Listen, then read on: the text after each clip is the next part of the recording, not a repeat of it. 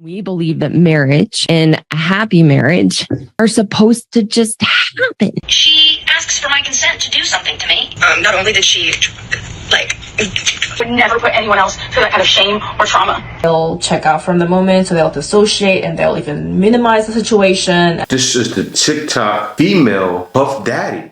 Most men that are super fine are dusty. To put you in a better situation, he's just trying to love bomb you. Why does a man have to improve your life?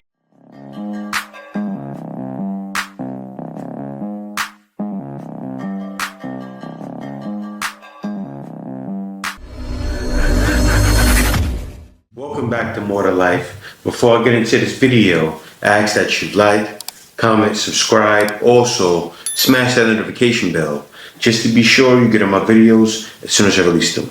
Let's hop right into it. It's the trap of the human pursuit of happiness that we all have. That's not a woman problem, but looking for what's going to make me happy in my life and checking off the boxes to have a good life on paper, thinking that that's somehow going to make us happy, when the truth is that happiness is an internal experience. We all know that no one and no thing can make you happy, but we've never been taught how to put that in place. So we spend our whole lives acquiring the relationships, the things, the achievements, the accomplishments, thinking those things will make us happy, and they never will. They never can.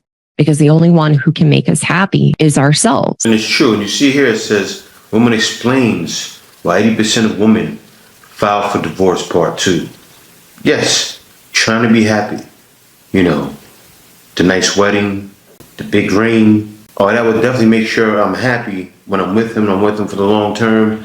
That nice wedding, knowing I had that nice wedding, everybody took good pictures, and I have this nice ring to look at, is going to keep me happy when it's not all about that at all. So as women getting married, and I did the same thing, it's the next step of the thing that we think will make us happy. And we believe that marriage and a happy marriage are supposed to just happen, that there's nothing that we have to do to actually make that happen. And that it actually takes work. So for us as women, as soon as it gets hard, as soon as it's not going the way that we think it should, as soon as we are unhappy or bored, we run. I cry all the time. And that's the issue, right? That's why the divorce rate is the way it is. Especially with this new age of women, right? This new age of women, they quit as soon as something gets hard, right? And it's why it's even proven through time. You can see it all over YouTube. You see it shows as generations go on, even men are getting weaker. Men are getting weaker. Women are getting weaker. Of course, we see that.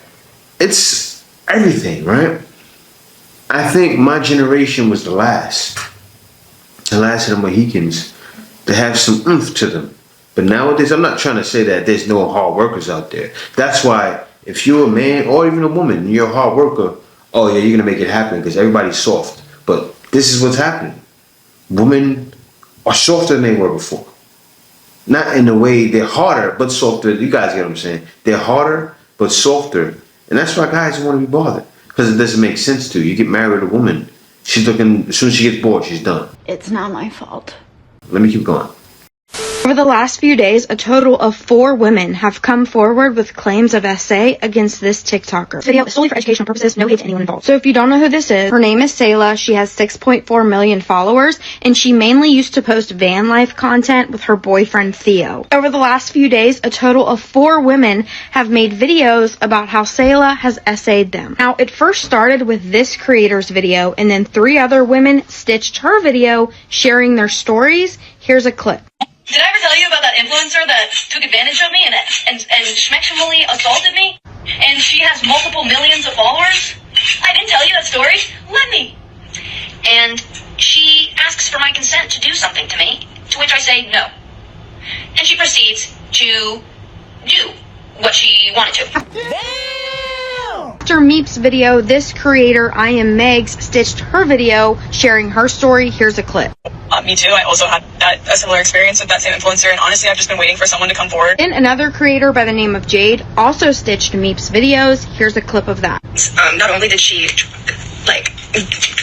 and also speaks to me, all in one night. So here's the story. And finally, this is the newest person to come forward. Her username is this, and here's a clip of her video.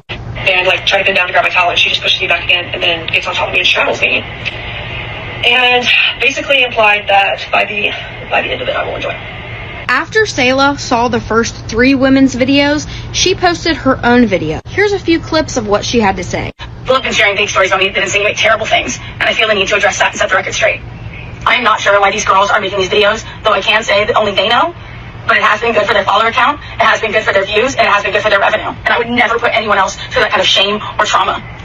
To suggest that I'm capable of hurting someone in that way is not only wrong, but it is a lie. And I will not let people sit back and lie about me. Now, these are a few comments that were left on Selah's video. People pointing out the amount of people coming forward. I will tag all of these creators below. Please go watch their videos and hear their stories. Man.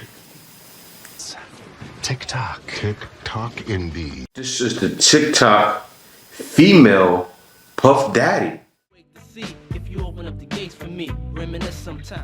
Wow. But hey, you know, women are capable of these things too, right? You see what the woman said? I gotta play this one. Hold on. I gotta play this clip before I talk. This woman pointed out something that was interesting. Let me play it. I'm making this video because I just watched this damage control video made by this creator, Selah. For those who don't know, this creator is getting called out right now because she's been involved in multiple accounts of being inappropriate with different people, including being involved in SA, allegedly. Particularly, there was this one video that went viral, which I'll play a snippet of it right now for you so you can have a little bit of context. She asks for my consent to do something to me, to which I say no. And she proceeds to do what she wanted to me. To which afterward I say, I didn't consent to that. She laughs. Personally, I take SA allegations very seriously. I don't think they're funny. I don't think that's anything to joke about. I also understand what the victim goes through psychologically after they experience it. And usually they tend to minimize it in their own head. They'll check out from the moment, so they'll dissociate, and they'll even minimize the situation and gaslight themselves. And then it might take a while for them to fully process what really happened. And then when they finally tell the story, it sounds like they're making up a story because they're still minimizing it. They're telling it like a story because when you actually go into the body to talk about it, like recalling a memory, that is like re-traumatizing yourself. It's repulsive, it's disgusting. That's why victims usually have a tendency to tell it like a story. So you have to keep that in mind. And if you have experience as say yourself, you understand exactly what this means. And if you don't know what that means because you've never experienced it, I hope that you never get to experience it. But you do have to keep that in mind. Now, I'm going to play a snippet of the response video. And this is what I found extremely problematic. And this is how I knew Selah is minimizing the entire story. Selah is gaslighting the victim story because there's an element of deflection, gaslighting, and blame shifting, rather playing victim. Watch. I have a relationship with of any kind, and that's the video you've all seen of her cutting up the salmon with the knives. We never even kissed. She's trying to turn a playful joke that my friends and I do with each other into something that's sinister. However, I can see in retrospect how it's not that funny. However, it was in no way intended to. I'm not sure why these girls are making these videos, though I can say that only they know. But it has been good for their follower count, it has been good for their views, and it has been good for their revenue. Guys, I will accept responsibility for situations that got emotionally messy. But as a survivor of assault, I know what it's like to be the target of and I would never put anyone else through that kind of shame or trauma. By the way, there's a couple of other girls that came forward to tell their story as well, so but I just wanted to focus on that because that part of her gaslighting the entire story, that's all I needed to see to know that she's not really connecting the dots. So if you pay attention to the way that the salmon girl is talking about her story, her side of the story, her experience, she specifically talks about the fact that she did not consent to what was happening. And you can see her body language. She seems very uncomfortable just talking about that even. I mean, she's distracting herself by cutting up a salmon. You can tell that she is not comfortable even talking about it. And then the way that this girl responded to that part is that she made it like it was just a lighthearted joke that her and her friends do all the time. So she minimized it. That was a major red flag, and that was very telling, and which makes it very believable that she probably did laugh at the other girl when the other girl said, "Hey, you." Man, you know, you can't just put it all on men, right? There's some disgusting women out there that do some crazy things, and this sounds like one of them, man. You know how they're making a surviving Diddy? They're gonna have surviving Selah next. Let's go on to the next video. All right, ladies, let's talk about 5 signs you're dating a dusty. So, first sign is he has asked you to borrow money. Now, this is a sure sign that your man is a dusty. Real men would never stoop so low to ask a woman for money. Second sign, he may not have asked you for money, but he depends on you financially. So if you all live together, then he depends on you to help pay part of the bills. As in, he depends on you to help pay part of the rent. He depends on you to help pay part of the car note, part of the car insurance, or any other necessities. Third sign is he's super fine. Now, ladies, most men that are super fine are dusty. Huh? What? Nonsense. I know that. Really? And the reason why this is because men that naturally look good, as in they have good height, they have a very nice face, nice body, these men don't feel the need to work as hard in their career and becoming successful because they naturally can attract women based off how they look. Oh, here we go again. And when a man can attract a woman based off of how they look, they have no incentive to become successful, because ultimately men strive and achieve so that they can get not only the life, but the woman that they desire. Fourth sign you're dating a dusty is he is your same age. Ladies, I just don't agree with dating men your same age, because men are 10 years behind mentally. Because I'm big and you're small, and I'm right and you're wrong. So, in my opinion, you have to at least date 10 years up for them to even be on the same playing field mentally. Otherwise, you're the mature one, you're the adult, you're the mommy in the relationship. And you don't want to be that, because how can a man truly lead if he's not mentally capable of doing so? And my husband is 20 years older than me. And even though he's 20 years older than me, because I am mature for my age, we have a great balance. He's not too old, but I'm sorry, you lost all credibility and whatever maturity you think you have for your age when you said a guy, how he looks.